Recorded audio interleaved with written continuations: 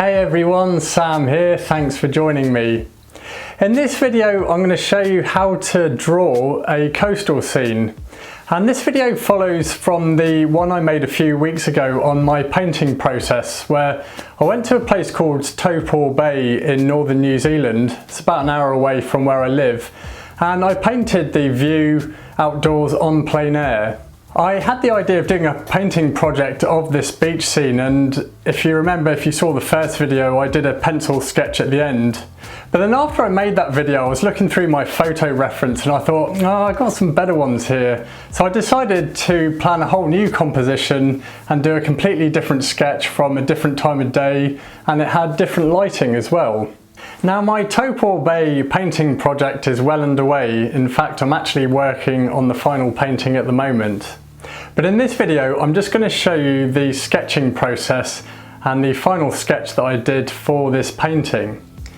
Now, I tried something different this time. I always do sketches before a painting, but this time I sketched it on some grey paper, which added a whole new dimension to my drawing, especially when I added highlights. Now, I'll be honest, I got this idea from my good friend Andrew Tischler and his Sketch Endeavour video series on YouTube, as recently he's been doing a lot of drawings on grey paper, and I have to say I've been really impressed with the results. So I thought I want to try this for myself.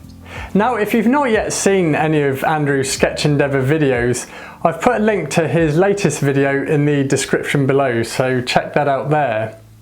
So in the meantime, I've been really enjoying sketching on grey card, and although in this video this was the first one of this type of drawing that I've done, I've actually done a load more since, and I've been really pleased with the results.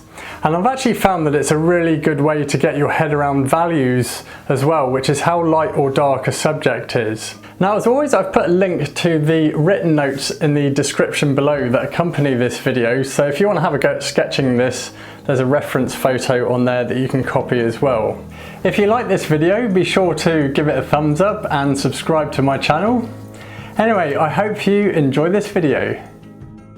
This is beautiful Taupo Bay, and it's located in far north New Zealand. It's a really stunning location, and I took this video footage and these photos on a plein air painting trip there. The reference photos that I've used for this drawing were ones that I'd taken in the morning when there was more shadows on the cliffs.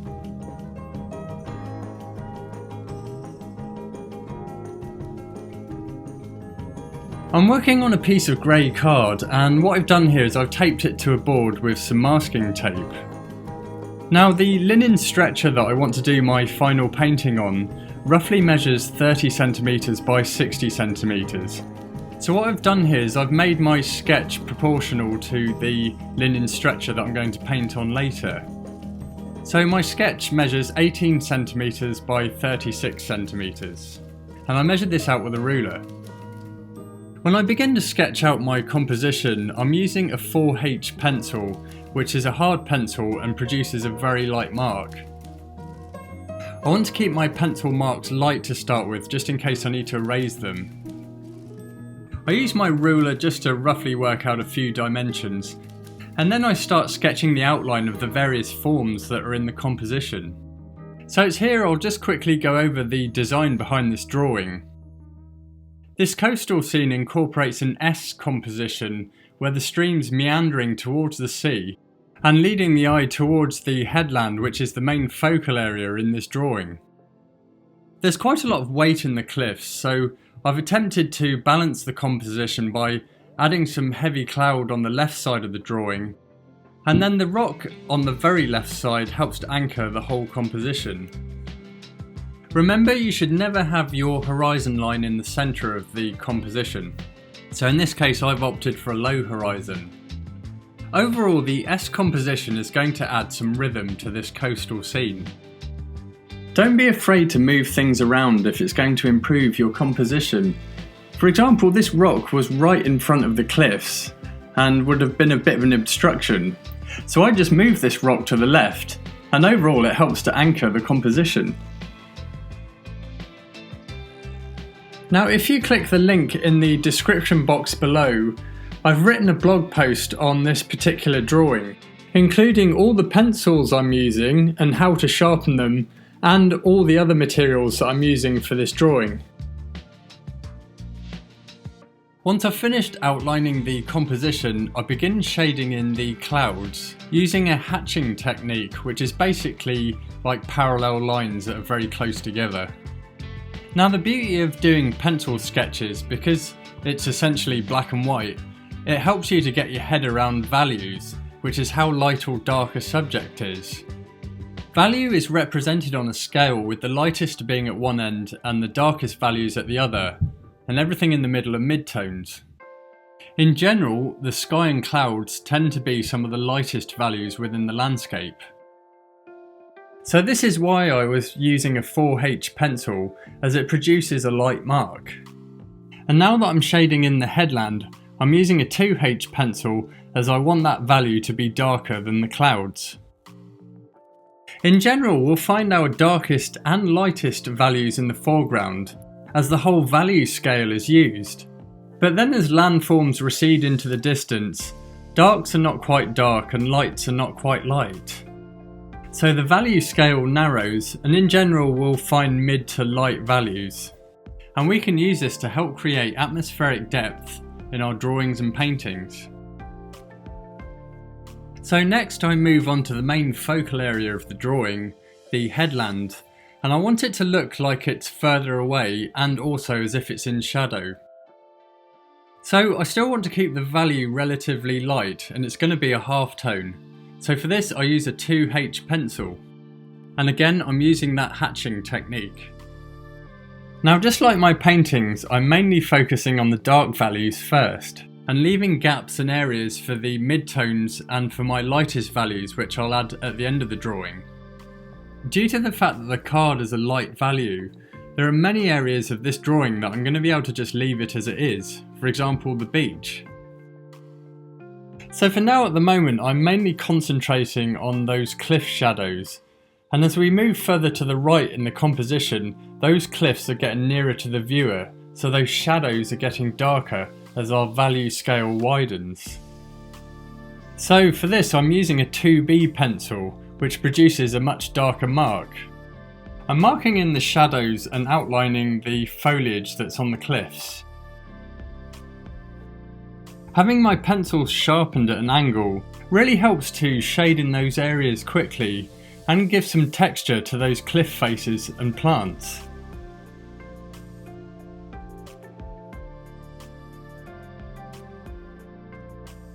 Here, moving forward in the drawing, I'm now using a 4B pencil, which produces a darker mark than the 2B. I'm using this to create some darker shadows for the next tier of cliffs and rock faces within this composition. And for the cliffs on the very right side of the drawing, I'm using a 6B pencil, as I want those shadows even darker. However, as the cliff is still in the midground, I don't want those shadows too dark, as I'm preserving my darkest shadows for those rocks in the very foreground. Now what I'm doing here is I'm marking a few suggestions of details, such as rock cracks and fissures, and the trees and foliage that's growing on the cliffs. But I'm mostly using a hatching technique to shade in those large areas and dark masses within the cliff. I'm conscious to leave some gaps where the canopies of the treetops and some of the other plants are illuminated in the full sunlight. And this sharp contrast between light and shadow is really going to add to the effects and drama of the whole drawing, and when I come to do the painting. I've finished with the cliffs for now, and I'm going to be coming back to them later on to add the final highlights and details. So now I move on to the sea. And this is much lighter in value than the cliffs, so I've gone back to using a 2H pencil. I don't spend too much time on it, but I just mark in some of those shadows within the breaking waves. It's here that I move on to the rocks in the foreground, and the shadows in these rocks are the darkest values in the whole drawing. So for this I'm using an 8B pencil and also an 8B Mars Lumograph black pencil, which, as the name suggests, produces a black mark. I have to be a little bit careful not to apply too much pressure when I'm shading in the areas, just because as they're softer pencils, the graphite can break easily. So it's here that I sketch in my shadows in the rocks and in the sandbank along the edge of the stream. You may have noticed that I'm resting my hand on this scrap of paper. Well, this is just to help minimise smudging my drawing. I shade in the rock on the left that's in the sea with a 6B pencil, and this is quite an important part of the composition as it's helping to lead the eye towards the headland. Once I've worked on all the major shadow areas within the drawing and added a few more details, I prepare the drawing for adding my lightest values and the final highlights. I'm now at the stage of my drawing where I'm ready to add the final highlights, and for this I'm using a white pastel pencil. Now, I really enjoyed this part of the sketching process because just within a few marks just adds a whole new dimension to the drawing. I also think that it gives the drawing an ethereal quality. I'm only using this pencil for the lightest values within the drawing. So next I mark in the white water in the sea and the crests of the waves as they barrel over. I can even use this pencil to create some sea mist. I work on the clouds and mark in where that bright sunshine is shining through the edges of the clouds. I mark in some sparkles within the stream in the foreground, and I want to add a few highlights in the cliff faces and ridges. But prior to that, I use an eraser pen to help define the canopies of the trees and some of the plants and shrubs on the cliff. I can also use it to clean up some of those graphite marks that I made earlier, so I can add some highlights with the white pastel pencil. The eraser pen has a 2.3mm eraser at the end of it, which you can use like a pencil. You can rub out previous graphite marks, but you can also use it to create highlights and three-dimensional forms. It's also really useful to have just to tidy up marks and areas within your drawing.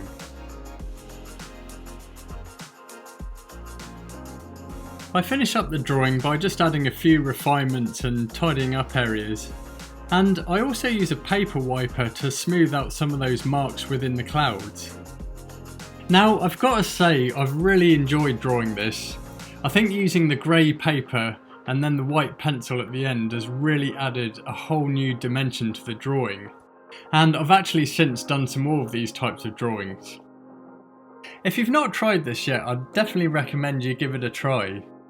It's really good fun and a great way to get fired up and inspired on whatever painting project you're working on.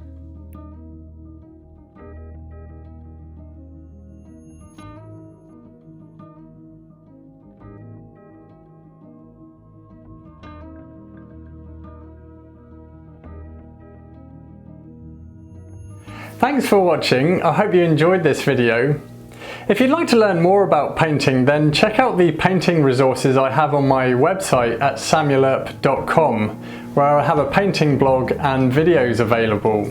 Now, just before you go, I'd like to tell you about a new channel I've set up on Patreon, where for $5 a month you can get instant access to all of my full-length painting videos, plus bonus videos and a new full-length painting video every month. And I've also just uploaded a bonus video on sketching a mountain landscape, which for $5 a month you can get instant access to. And I've put the links in the description below.